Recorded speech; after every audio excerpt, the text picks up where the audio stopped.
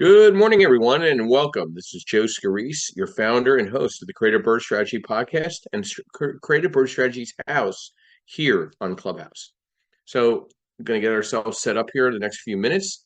We're going to have another great discussion of education, networking, and hopefully strategy for real estate professionals throughout the country. So, I'll get myself set up here. I just posted our podcast link, our website, so you could always find all of our episodes there on our website as well as on YouTube, Facebook, LinkedIn, Twitter, Instagram. We're on all the social media buckets of online, virtual. We're on Audible. We're on Apple. We're on Amazon, Spotify. We're here to really be a little different than the rest. We don't have to be the biggest, but I want to be the best. And that's what our goal here is in the Creative Birth Strategies House. We've been around a couple years, a little over 2 years now, through Clubhouse, 2, 3 years. And it's what a growth that has come from being part of Clubhouse. I want to thank them personally always. We have sponsors. We're the only room here that has migrated into having a domain site customized to our name. We're the only group, the only club that has national events throughout the country for their engaged listeners and followers. We've been in LA, we've been in Denver, we've been in Dallas, Fort Lauderdale, New York, Philadelphia. We're going to keep that going. We're the only one that has a podcast where we offer and extend social media video work with any of our engaged listeners. If they need a half hour interview to promote who you are, what your why is for your business, we're here to provide that to you. We also provide worksheets to be a better real estate investor and maybe provide those worksheets to your clients as well. And we're now offering something extremely unique. We have a 3-credit CE course that's accredited in every state in the country for 3 credits for licensed real estate agents to learn and understand and navigate asset-based lending for their business in the lending landscape, understanding it, applying it, working with their clients on it, being more proficient with it. And now today we have a special guest. Joe Martell is actually handling another podcast right now. So he's handling the SJI podcast because the gentleman that runs it couldn't be in there. So Joe's handling that for the next bit. He might be able to jump in.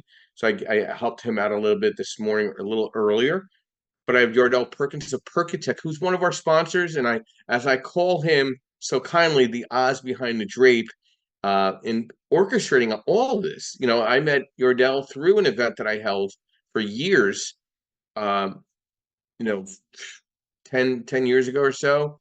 We've become not just business associates, friends, and partners in so many different ventures. And some work, some don't work.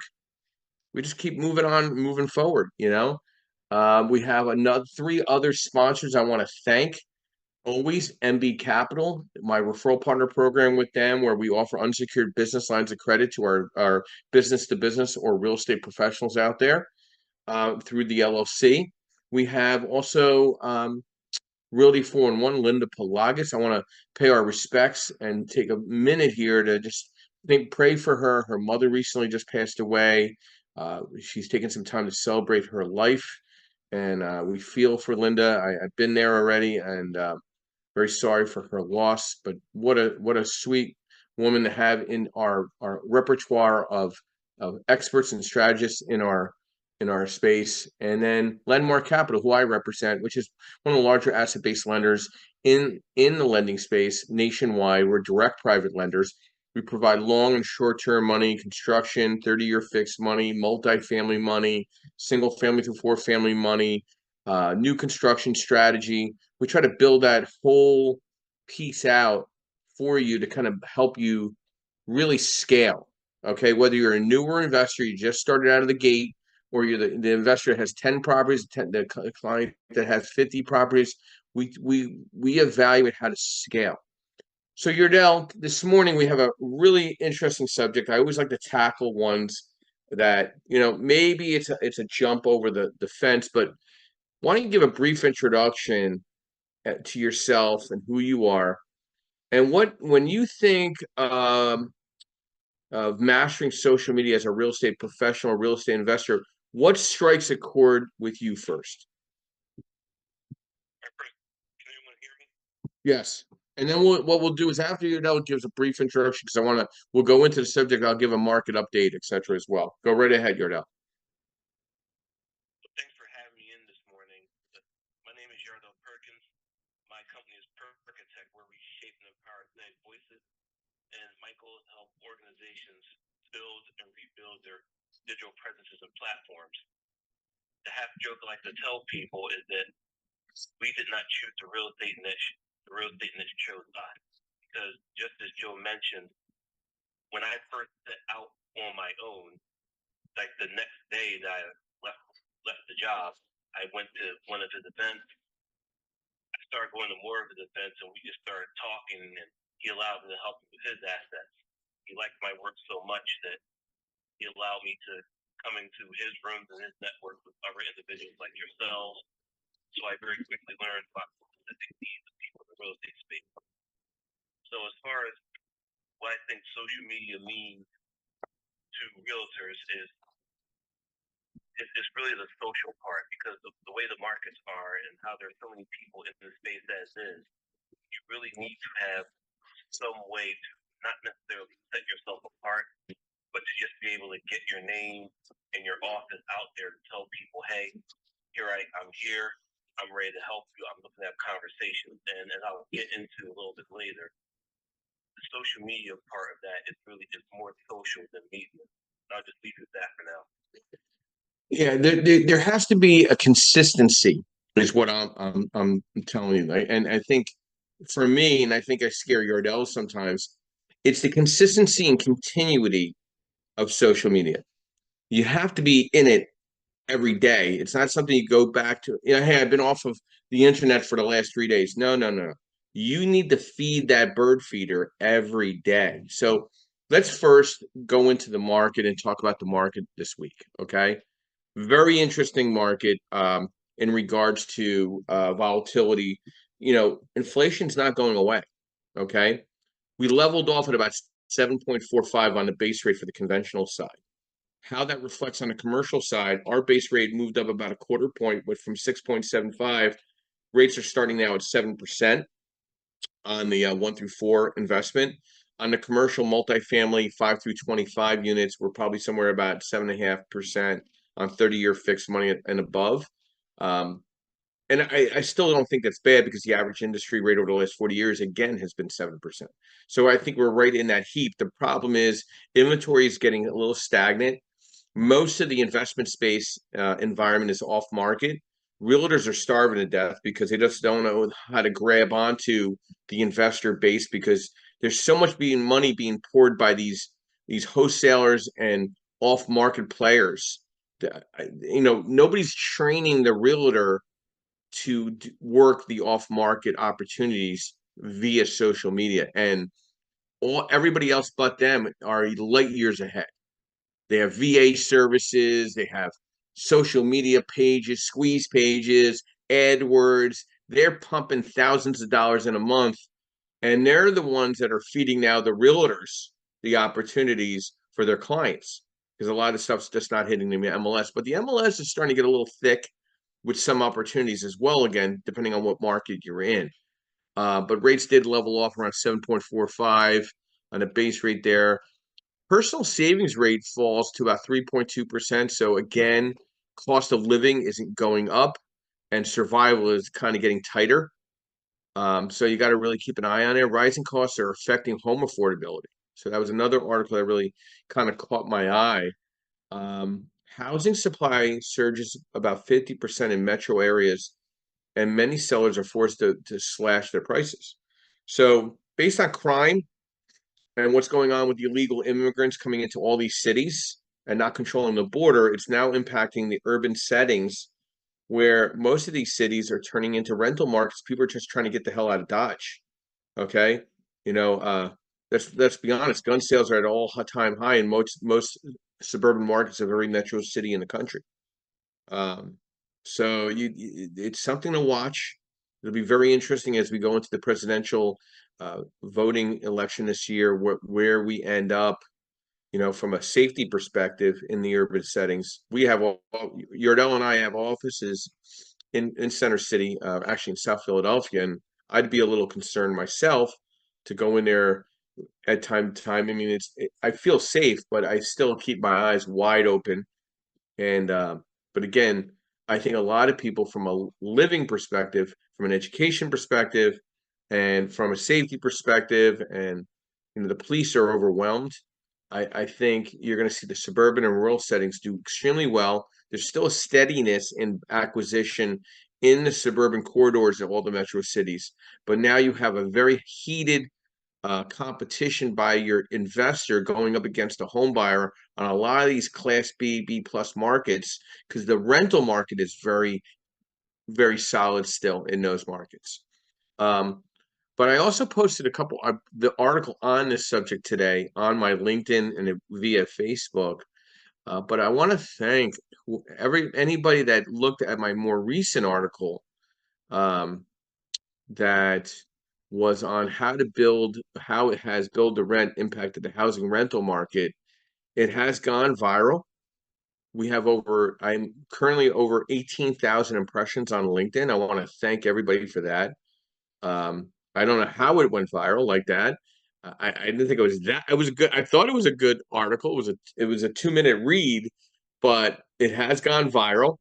My company even saw this and called me and like, what did you write that is so impressionable? I'm like, I don't know. But I wrote an article. But what that has done, my viewership on LinkedIn alone has skyrocketed. It's like at 300%. So it takes the consistency, the branding of education, insight, and strategy to work as a real estate professional or as a real estate investor. And that's social media. It's not talking about how you stubbed your toe or how somebody upset you or how you're upset or how you feel. I have to tell you, nobody cares except your immediate circle off of Facebook or off of LinkedIn. People want to see what is your why and who you are and what you represent in a consistent manner. I'll give you a great example. And it was under not the greatest of circumstances. It was a funeral for my last uncle recently who passed away. Brilliant general contractor, master craftsman. And I made sure I got up to pay my respects because I always appreciated his intelligence and his humor and his care to his family and surrounding relatives. And I went to pay my respects to his wife and his children. And irony enough, I don't see they're his children. We're all relevant in age, but we never were close. But I paid my condolences to his wife of 67 years. And then I met his oldest and paid my condolences to his daughter. And she introduces me to her partner and says, "Hey, hun, this is the guy that puts out the beautiful quotes every morning. This is my cousin that puts out those quotes that I always tell you about, that I always like. And he always puts out some great articles." So we're talking. I mean, there's her father just passed away, and I'm paying my respects. But I'm remembered as that guy that's giving education and insight on a daily basis. I mean, it was a moment there that I was like, wow. I mean, that kind of impact with a cousin I'm not very close to, where we're almost basically strangers in a sense, and that's what she remembers me by. Or when I walk into an event and people are like, "Hey, I just saw that article you wrote. That struck a chord with me." So I think mastering social media. You're never mastering social media. You're working on it in a consistent manner every day, and I think video content dominance still remains the king of social media. Meaning, we're here on a podcast every Saturday morning, every Sunday morning, giving 60 minutes of content live streaming events. So Yardell and I will live stream an event here and there. Not a lot. We don't want to overwhelm people. We also, community building. Like wherever you're mastering your craft as a real estate professional, are you recognizing the community impact? Like I give you an example. Today I'm going to a fundraiser that a real estate agent is putting on that He's got a bunch of sponsors, but he's also extending it out to his circle of influence. I'm going to go down and pay my respects and donate toward the event. It's a barbecue at 2 o'clock this afternoon. I mean, it's a very. I'm not going to go there and be handing out my business cards like a madman. It's not a networking event such as that. It's a meet and greet and building character. Being part of the fabric. Being part of some of the local community activities and taking pictures of them and recognizing them and sharing their information and sharing their insight, showing a different part of you to your public people that are seeing you. Personal branding, establishing yourself as a trusted authority in the real estate industry by consistently sharing valuable insights and tips and market updates. Showcase your expertise through thought leadership content such as blogs, posts, podcasts, or LinkedIn articles. If you need help, we'll walk you through it. It's not that complicated. Targeting advertising, like Yordell and I are going to start targeting advertising, in May. Like we really haven't taken the bull by the horns in regards to target advertising for the podcast. We really wanted to get stabilized in what we're doing. We're at 30 plus episodes. We've had a couple interviews. We have our website down pat. We have everything down pat. Now we're going to focus in some advertising. We're going to start off with Facebook ads, I think. Then we're going to go to Instagram ads, and then we're going to go to LinkedIn ads. But I'm not going to do them all at the same time because I will not be able to differentiate where my dollars are making the most sense. So I'm going to do a 2-month campaign with Facebook or a 1-month campaign. Give it a breather. Let the wine breathe. Then see what comes from it. Then we'll do another campaign with Instagram. Do it for 30 days. See what comes from it. Do it one with LinkedIn. See what comes of it. Maybe we'll do one on Twitter. See what comes of it. One on YouTube. We'll experiment. We'll rotate. We'll see where the most impact comes from the advertising. So that's where you have to discuss and break down with a social media strategist. Where is your strike zone in what you're doing as a real estate professional, and how it's going to impact your lead generator, your inbound lead inquiry. So Yordell and I did something over the last quarter. We do very strategic email blasting now per subject, and the open rate has increased 35%. Our open average rate on our blasts now are somewhere between 60 and 70%. The national average is 31%. Because we're not putting all kinds of things in the email blast. We're very target marketing to what the subject matter is at hand. Yordell, good morning and welcome. Some additional insight from what I discussed in mastering social media as a real estate professional strategies in 2024, and then we'll go to our other moderators. Good morning, Joe. Does this sound a little bit better? Yes, excellent. All right, great. So, yeah, I just wanted to piggyback a bit off of what you said as far as when the realtors want to find their strike zone. That goes a bit into the social media when, if someone starts off with nothing, as is what most of my clients are, and they want a presence, one of the questions they ask is, well, and this is something you and I have talked about extensively about, Joe, well, what social media platforms do they go on? And yeah, there are a handful of ones that are solid and will pretty much help anybody, no matter what you're trying to do. But one of the first questions I ask when this question is put in front of me is, well, who's your top lead look like? Like, imagine what that individual looks like, and then try to figure out what social medias they're going to be on. Because there are people in your realtor space, depending on what they're looking for or who they are, they may be on Facebook more than they're on Instagram. Or there may be some who may be on LinkedIn and just not on all the others. So that's where I just wanted to piggyback and start with that. Thank you, Yordell. And this is something you need to, this is something really number one. Biggest thing that you need to think about here is prioritize reputation over reach.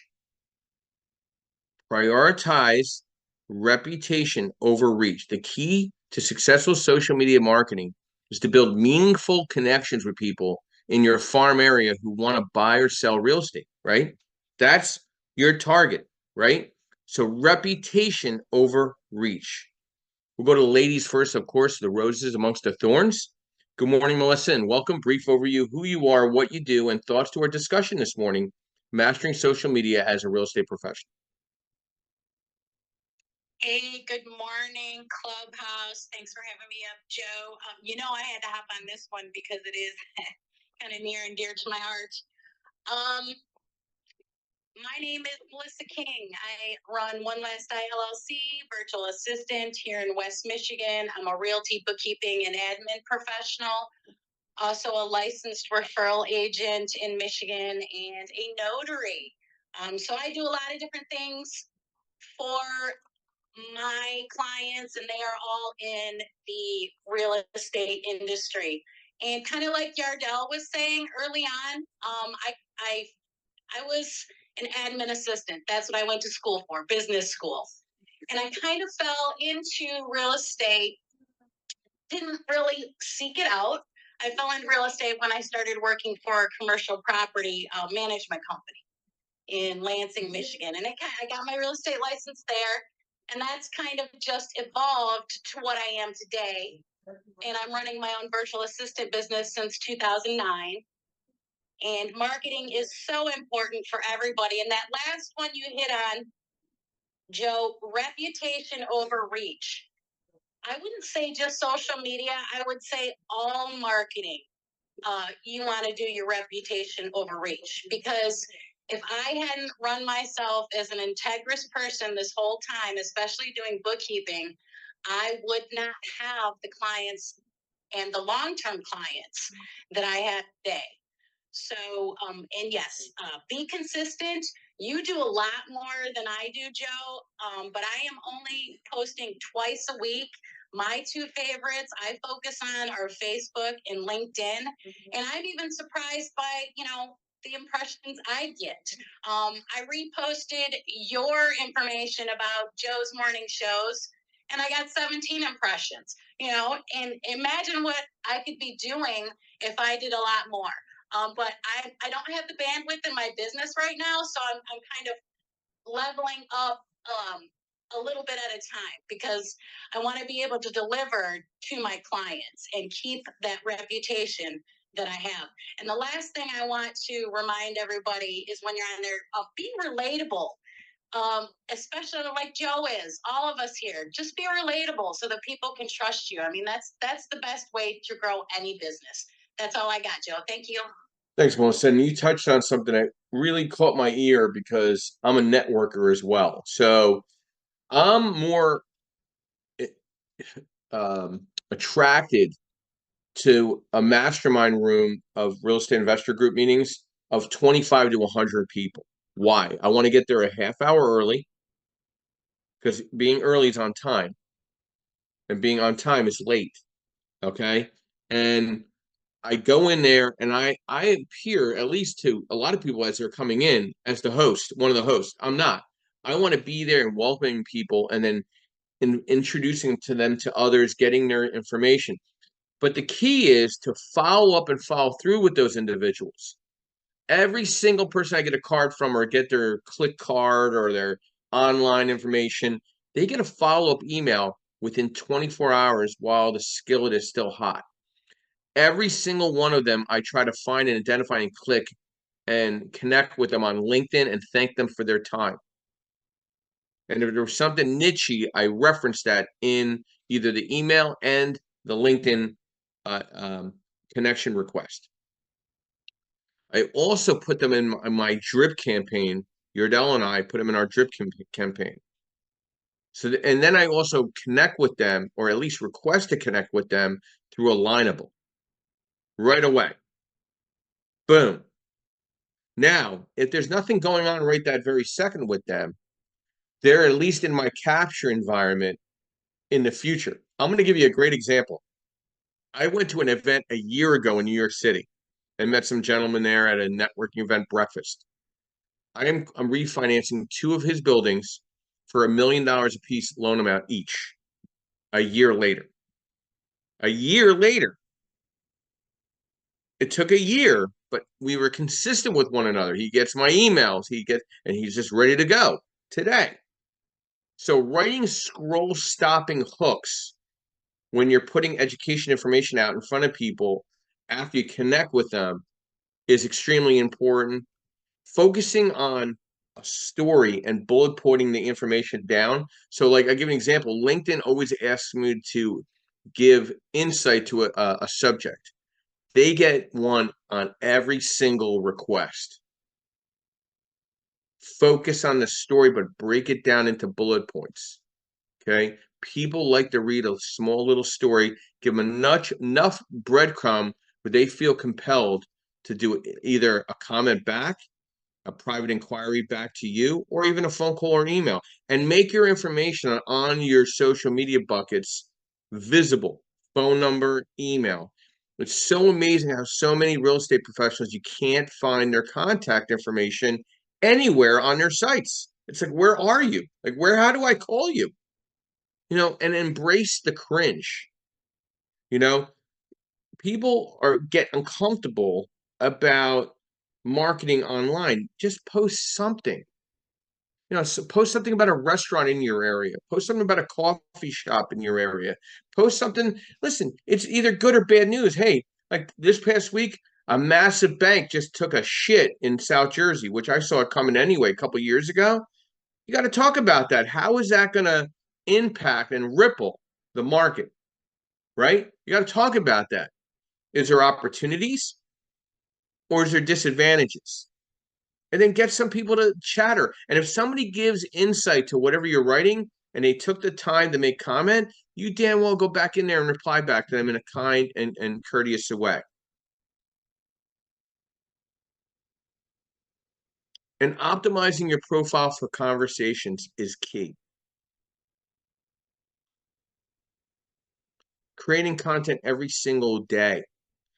Every single morning between 7 a.m. and 8 o'clock, a inspirational quote or some type of something thought leading quote goes out through all my social media platform every day.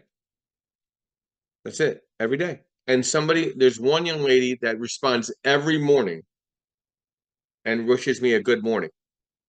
And every morning I reply back to her, good morning.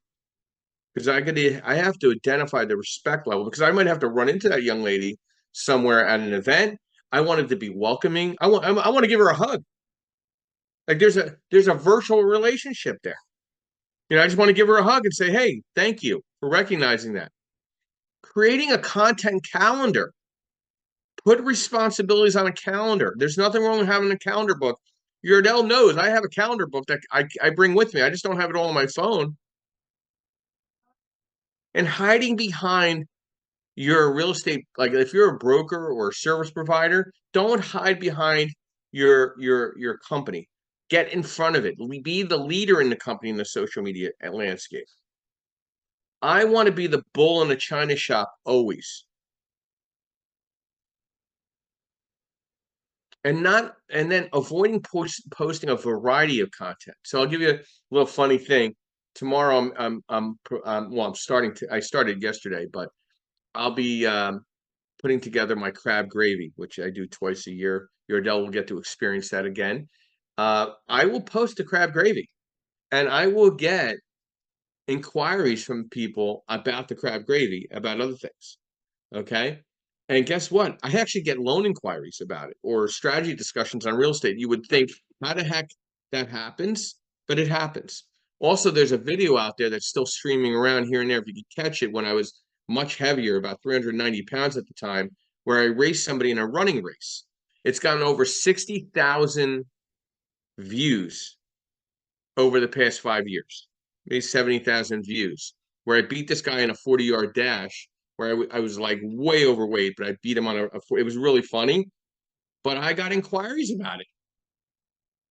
It wasn't about real estate education. It was about beating somebody in that landscape. Good morning, Steph. Welcome. It's been a brief moment. Brief overview, who you are, what you do, and thoughts to our discussion this morning, mastering social media as a real estate professional. Good morning, Joe.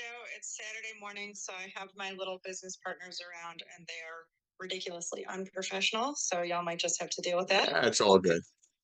It is good to see you. I just wanted to come in and tell you that I always open your emails. Always. Because even if your emails are so helpful, you'll give a little tidbit, whether they're from Lenmark or whether they're from you personally, you give a little tidbit about something that's useful. Like one thing that you update a lot on is the rates that you're seeing in the industry right now, which is so helpful. I rely on those emails to report to my clients what's going on out there. The other thing that's really cool about your emails is even if you're doing an event that I know I'm not going to be able to go to, I want to see who is listed in your group. I like that. I like that. You know, You're including. Steph, because you're in the commercial investment space, I offer this to anybody. If you have a hot deal, you got to remember my database and my presence is national. Okay. If you have that good a deal, a landlord doesn't have boundaries. So the out-of-state landlord doesn't have boundaries. That's why they're an out-of-state landlord. If you need something to be exclusively posted out to my database, I extend that to anybody. As long as the deal makes sense, it's an opportunity. And I don't charge for that. I'll just, send me the JPEG, send me an email linked and a little write-up on it, make it look nice, and send it to myself, and we'll post it out there as a blast. We control our CRM. I wouldn't mind featuring, a real estate professional here or there for opportunities throughout the country. That's an automatic. Or if you provide a very unique service that's national,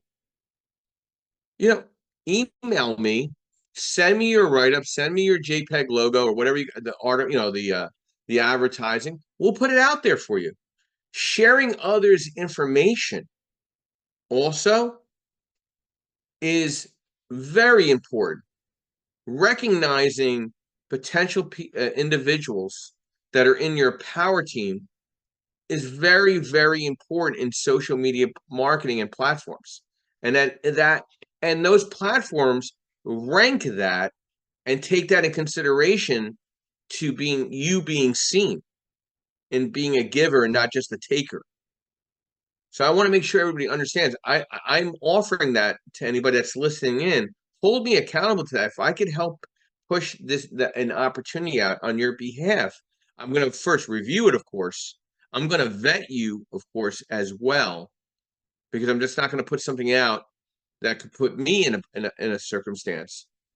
But if it makes sense and it's done with integrity, I will, obviously. But and don't get me wrong, I am going to check out your social media buckets as well.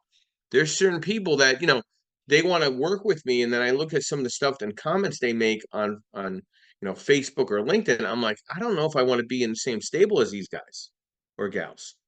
It makes me concerned because they're getting way too in the personal space on their social media channels that their professional circles are looking at. And if it doesn't match up with me, I now get tagged with them. And I'm not all about that. I also don't appreciate individuals that tag me without at least knowing who I am and having a conversation with me. They just tag me. Okay. I had somebody that was part of some chamber up in North Jersey. I don't know who he is. Never met him, never had a conversation with him. If I walked by him, I wouldn't know him if it hit me in the head, right? But he felt compelled to keep tagging me for his events. So I called him. I said, listen, do I know you? He's like, no, but I see you have a lot of people on your page. So you just felt compelled without knowing me. You don't know anything about me. You don't know what I do, but you felt compelled because I have 5,000 people or 7,000 followers on my Facebook. You felt compelled to tag me. He goes, yeah. I said, you'll never be able to do that again. You're now blocked. You don't even want to take the time to know who I am.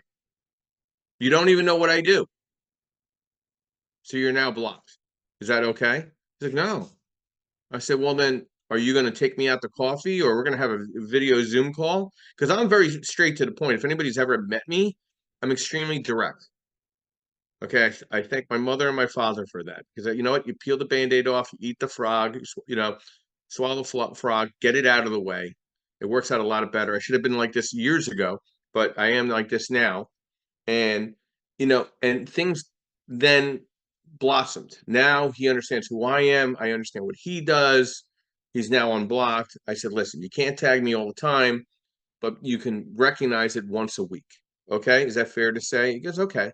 I said, you just can't abuse my presence without asking. You just can't do that. It just doesn't jive with me because I've never made any money with you. I've never collaborated or referred, introduced anybody with you.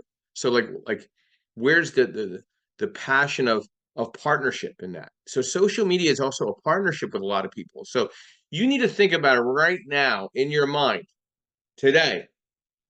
Who is your power team? So there's 10 people in your power team or 6 people in you should be able to name those people off. Why haven't you recognized each one of them in your social media platform in the last 60 days? Or why haven't you collaborated on something with them in the last 60 days on one of your social media buckets? It could have been anyone, a video, it could be a blog, it could be a share. Shame on you. Shame on you. Every week I extend to anybody here. I don't even know who's on in bottom here because I got a couple things going on with the video, the audio. I offer to you, if you have something that you want to put together, get it out in front of people, and it doesn't conflict with me and my whatever, and I vet you and make sure everything's good, why wouldn't I put out an email blast on your behalf? You take the time to listen and be engaged with me here every Saturday morning, every Sunday morning. Why wouldn't I do that? Why wouldn't I do a video interview with you on our podcast? If you take the time to reach out to me and send me 8 to 10 questions, send me your logo, send me everything, why wouldn't I feel compelled to help you or assist you? What? It's 30 minutes out of my time. Listen, busy people return all emails, phone calls, and texts. People that say they're busy don't get back to you. Okay? There's a lot of people that are busy and they don't make a lot of money. And there's also people that are busy that make a lot of money. And when there is chaos, there is opportunities. So let's talk about some of the social marketing platforms for real estate investors that I think obviously make a lot of sense.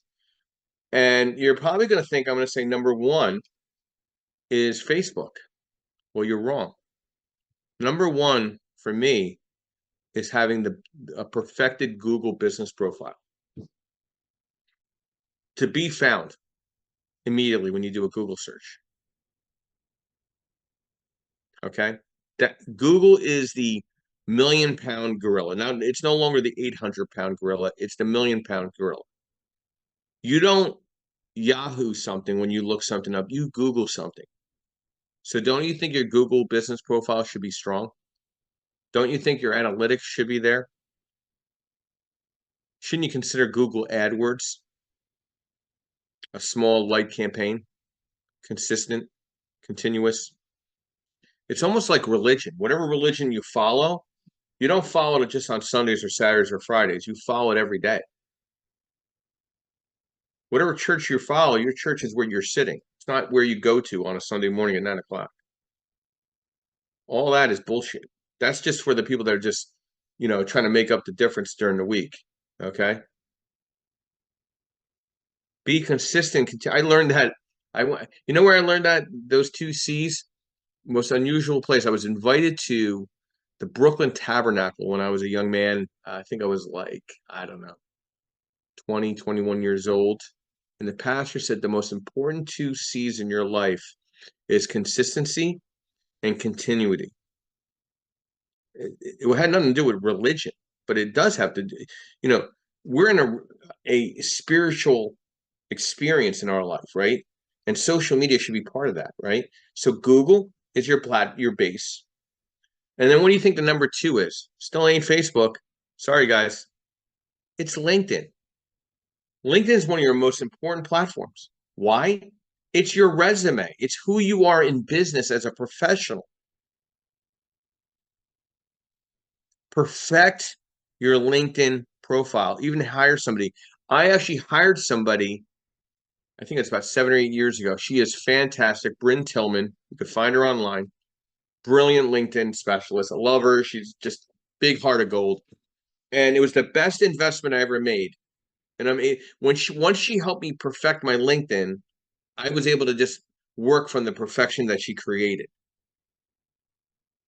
And it's consistent. You can find my contact information, my phone number, my email. I mean, I'm not that I'm an easy find, but I'm definitely easy to email or contact from a text or call or email. And my response time is correct. So people say, "Oh, you got so many emails." I don't know, but my email on my LinkedIn's been the same forever. So I don't know what you're talking about. That's okay. You can say whatever makes you feel good to say, whatever you got to say. God bless you. I just kind of like zip my lip and just let people talk. Oh, you've been on 3 different companies, blah, blah, blah, blah, blah. Okay, so but my email's been the same, right? My phone number's never changed, right? Well, yeah.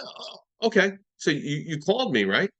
So you called me to tell me I've been at 3 different companies, but I answered the phone on the first ring. So which one do you want me to hang up and call you back, or what do you want to do? Let's get to the point, kid.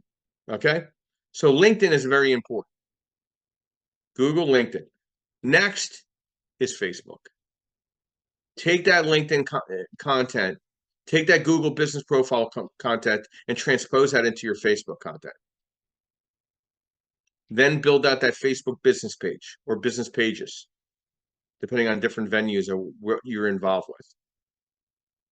Then I would also, again, when you set up Google and you set up Facebook, you automatically need to sign up. You sign up with the Instagram because Facebook owns Instagram, and guess what Google owns? YouTube. So you automatically set up a video piece to your business profile. So everything's kind of interconnected.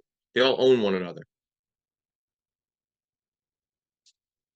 And then there's other small social media sites that you need to tie into. Everybody has their preference. But this is to create an Excel spreadsheet and put all your information on it, because eventually when it becomes, I guess, what in your world, if you're in your mind, it might be overwhelming. But to a social media strategist, they need to know where you're at. They need to know where your profile links are. They need to know where those sites are, and they probably are going to need your username and password. If you need to hire a social media strategist, it's a lot easier for them to look on a spreadsheet of all the sites you're on or you think you're on. So if you're not on too many, this is the time that you need to do a social media audit on yourself and document on a spreadsheet your profile link, the name of the website where you're on, the username and password. So when you're ready to hire or retain a social media strategist or marketer, you could just hand them that spreadsheet and then allow them to grow that out and go from there. Good morning, Justin. Welcome. Brief overview, who you are, what you do, and thoughts to our discussion this morning, mastering social media as a real estate professional. Morning, Joe. Good morning, Joe. Man, I got that buzzer right on time. Man, it's a great show. You formula for that, Joe. I think if people just follow that formula of keeping a uniform identity, right, being consistent and communicating with folks,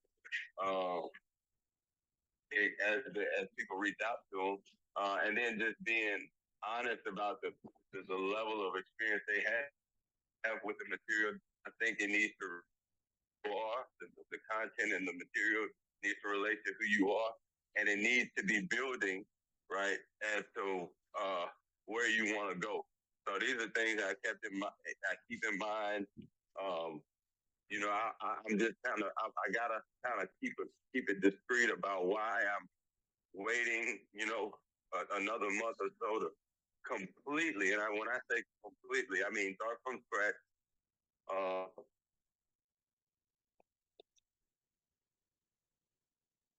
Coming in and out, Justin. Oh, am I back? You're back. Okay, yeah. So all of my social media, I want to connect to one. There's a site or two, and I've actually begun a rough draft, like a total image of how it's supposed to go together, all of the pages, everything, right?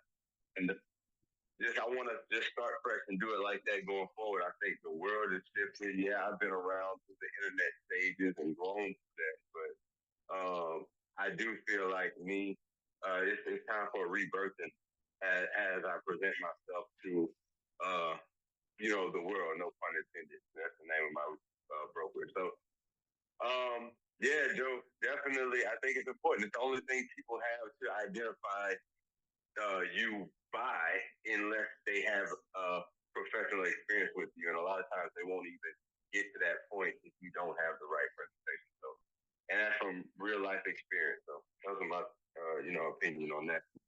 Thank you, Justin. And thank you. And you know what? Justin's consistent and continuous. He's here every Saturday and Sunday giving back. He's also getting something when he walks away. I feel this is a very unscripted podcast, by the way. And like it comes right off the cuff. This is not scripted podcast. The subject scripted, but this is really good organic stuff. And you have to take this into account in being effective in your social media strategies and optimizing your social media profiles and what you're putting out in a consistent manner. Okay. Yeah, and high quality real estate content is important.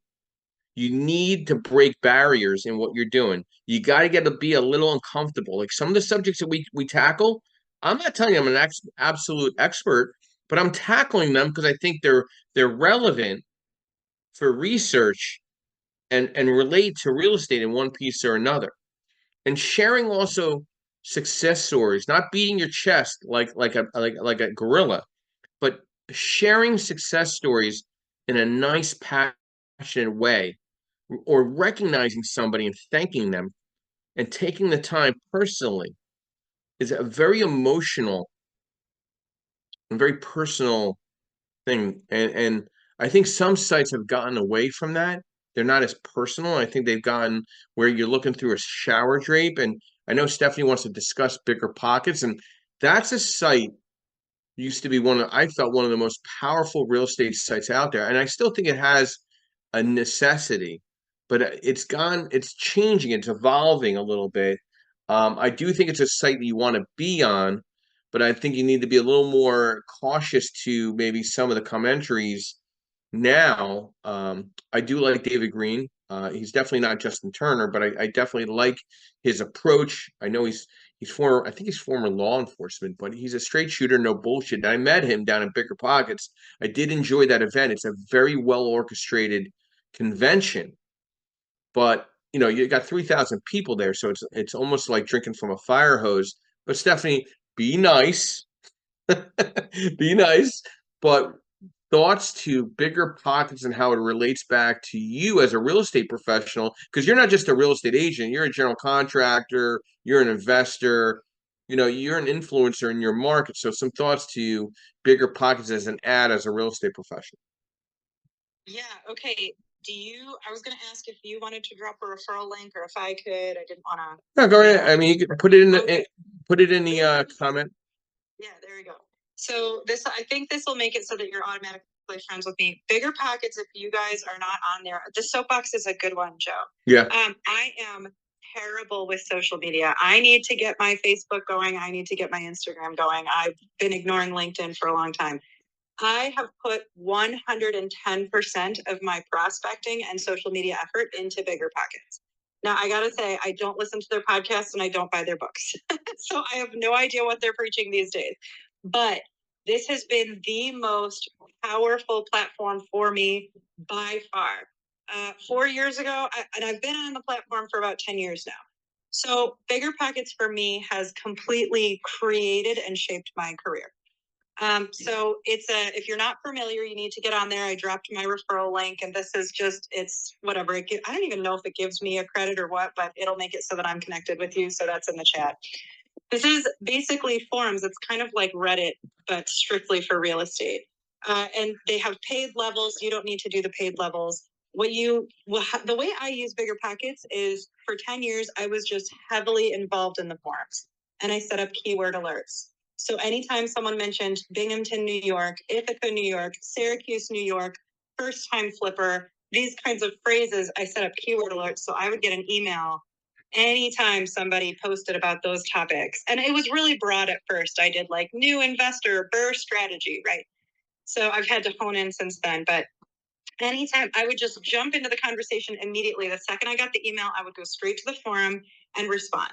And I'm not just responding with, hey, I'm Stephanie, I'm with this brokerage, hire me. I'm responding with, these are my favorite property managers. These are my favorite lenders. Here are the things to watch out for. Binghamton, New York just rezoned everything. So here are the resources and the link for their rezoning. I'm giving a ton of information, right? And what I got, because the people who just put who they are just get ignored. If you're putting quality content on there, I have gotten thousands and thousands of calls over 10 years from the posts I've put on Bigger Pockets. And the last 4 years ago, Bigger Pockets called me and they said, hey, we're doing a pilot program for featured agents, which means, and they called me, which was so flattering. And they said, we see you're really active in the forums. You've got a lot of followers. You're getting a lot of content. At that time, I was a premium subscriber. So they were like, we want to make you our pilot agent in Albany, which means that anyone in Albany who's on Bigger Pockets, they'll see a little advertisement for you. And they said it'll cost you $1,200 and 25 leads will come through. I said, well, I don't cover Albany, but these are the markets I do cover. Could I be a featured agent there? They said yes. So I was one of their first agents in the country to become a featured agent. And I will tell you, I have had so many leads through Bigger Pockets that I actually have had to turn it off multiple times. And they'll let you do that. They'll let you pause it. I go through 25 leads in about a month. And these are people who've been pre-qualified, vetted. They tell you what they're looking for. They tell you what their budget is. I actually had to hire 2 people to handle my Bigger Pockets leads.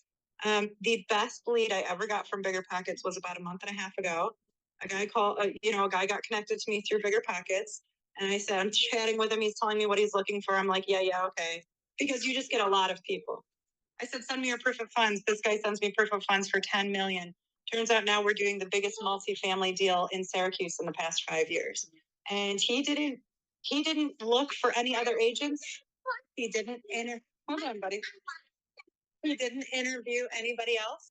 He was sent to me through Bigger Pockets, and that's it. He hired me. We did 3 showings. We did the deal. Boom, $80,000 commission. Hands down, the best resource to put time into.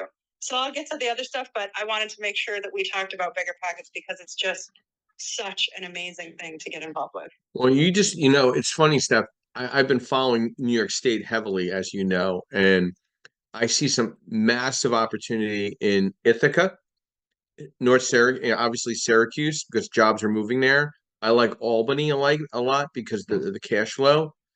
Buffalo is on my radar and Rochester is on my radar. I mean, these are, you would say, oh my God, New York State, were you crazy? New York, the law, I'm telling you, these are places where you need to keep an eye out if you're going to play investor, because they have all the elements of perfection for the out-of-state landlord. They have the management presence, they have the GC presence, they have the real estate presence. The numbers work. Okay. And a lot of this is on social media. It's to her advantage. She's leveraging that. She's leveraging 10,000 jobs. I think it's 10,000, 5 to 10,000 jobs coming to Ithaca. 5 to 10,000, 5 to 10,000 jobs are coming to Syracuse. Okay, and Binghamton's playing a little catch up, but that's good. You need that. Okay, you need to kick somebody in the ass and give them a reality check that they're falling behind some other neighboring cities in the corridor. So I think there's a unique opportunity there. Rochester's always been a very good market to me. I always have found and seen, great opportunities up there. And that's from social media investigation. That's also from data that I get from my social media. And this is another thing. When I teach CE in the state of New York, in New York State, it's a much different discussion with that real estate agent when I'm teaching that asset-based lending course than teaching it in the city. You could see the difference in the eye of the agent, because a lot of those agents are investors as well. So when I teach that CE course, I'm not trying to attract agents to be in my stable. I'm also looking to because I'm not recruiting when I teach the course, because I actually neutralize my licenses. I'm now in referral at a neutralized environment. So I'm not in a recruiting component. If you want to hold the class to recruit, that's your agenda and that's your brand and what you're doing. And it makes a lot of sense to me.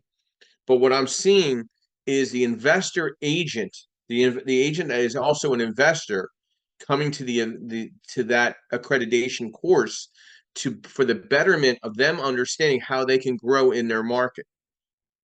because they're not depending upon the investor anymore. Because the competition right now, I find in a lot of those markets, the realtors are identifying the deals for themselves. Why waste time with, you know, 20 make-believe buyers? I mean, now I have found bigger pockets, as an example, a little too green for me for the inquiry, and that's fine, because I'm a broader net, where Stephanie is in a much more strategic market where you need to have proof of funds, you need to have understand DSCR, you need to understand construction and after repair value and all that, or you're not going to do very well up there long term. So these are very important factors from a social media perspective, because Stephanie gets one of these clients, she could easily look them up on LinkedIn. I mean, as you're calling me and I get your full name, I'm looking you up on LinkedIn. I'm also looking you up on Facebook to see what you're saying and what you're doing. I'm looking at character. Do I want to be surrounded by you and go to battle for you if your character is non-integrous? I'm going to be very concerned. I have a lot of conversations after background checks.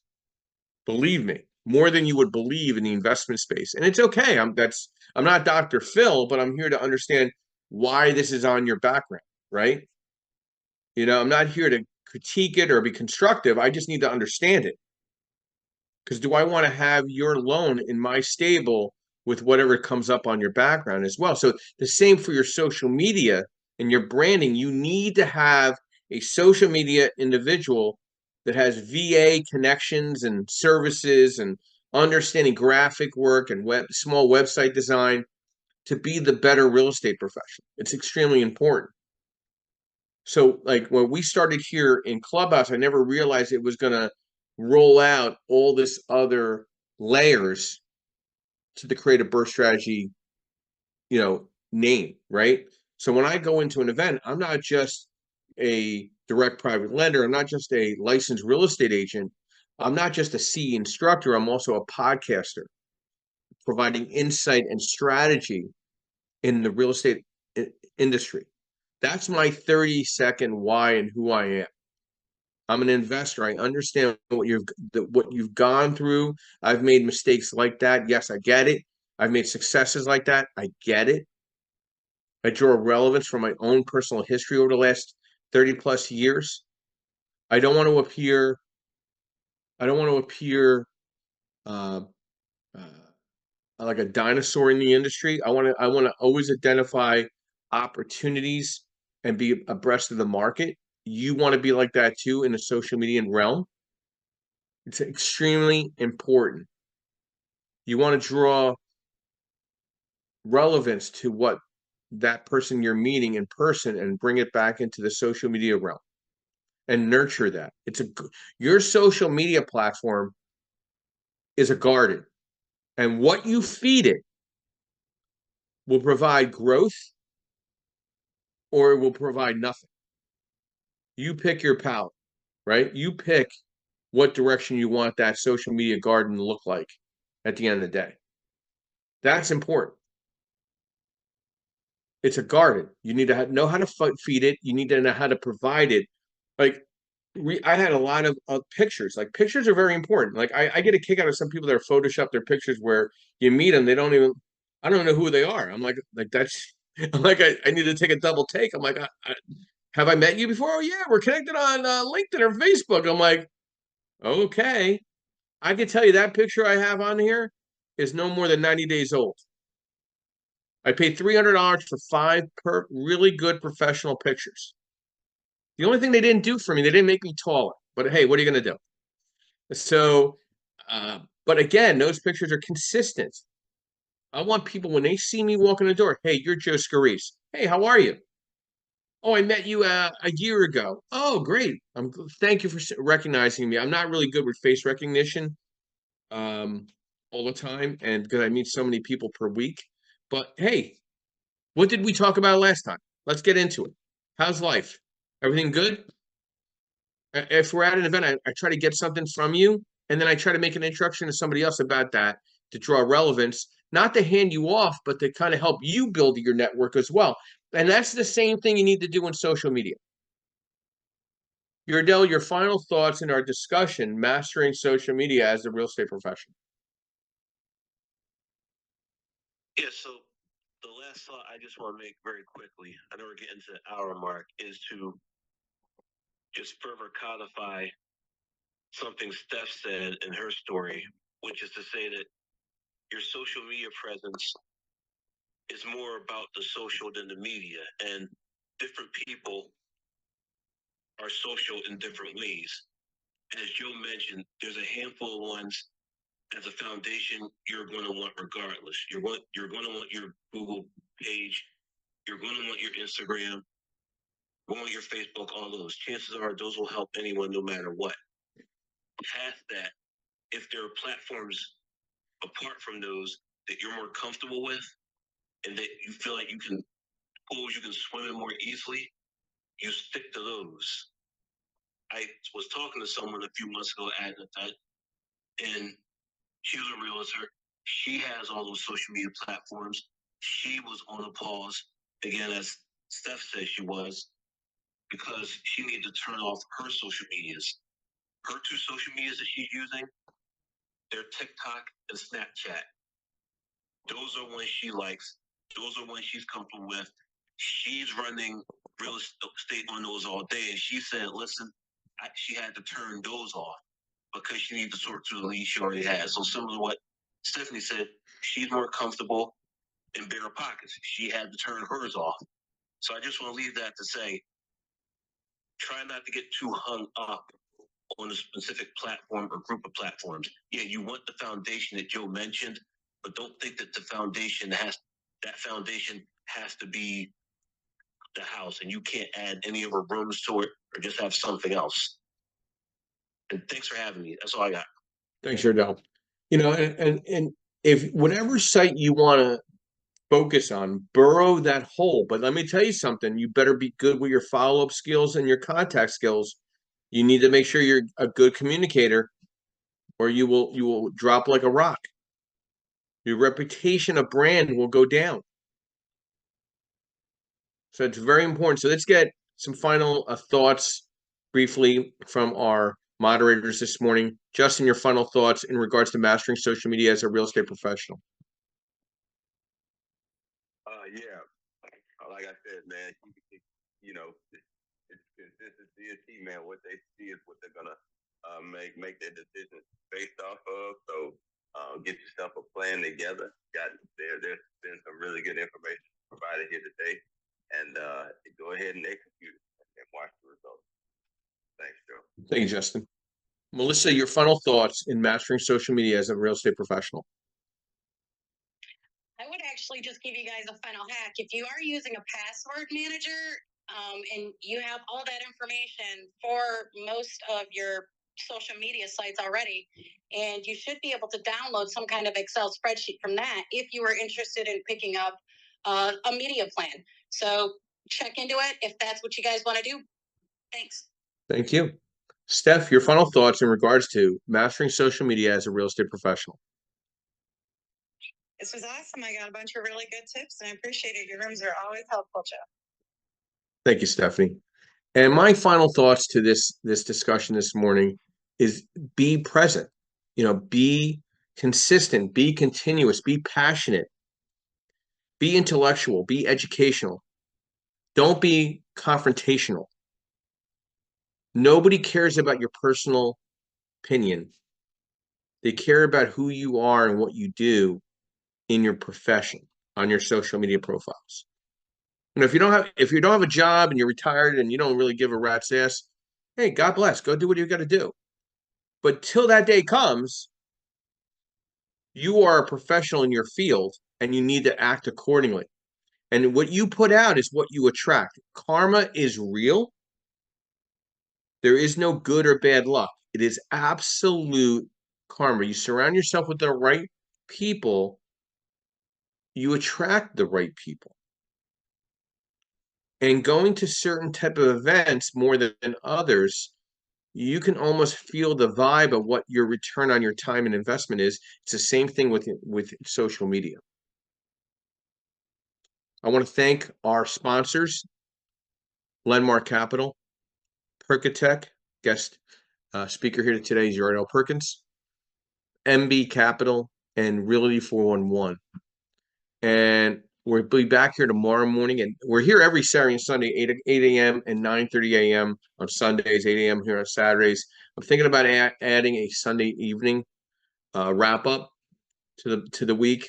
I'm kind of thinking about it, because I have to, if I commit to it, it's got to be consistent again. So the commitment is everything. So I want to make sure I have a commitment, time, and allocation, and I try to keep these to 60 minutes on average. And I always provide a quote to think about every time we have a discussion. So my quote this morning is, "Being poor is only romantic in books," written by Sidney Sheldon. Everybody have a blessed Saturday morning. Take care of yourself. Be well. We'll be back here tomorrow morning at 9:30 a.m. And we'll be ending the room in the next 30 seconds. Thank you.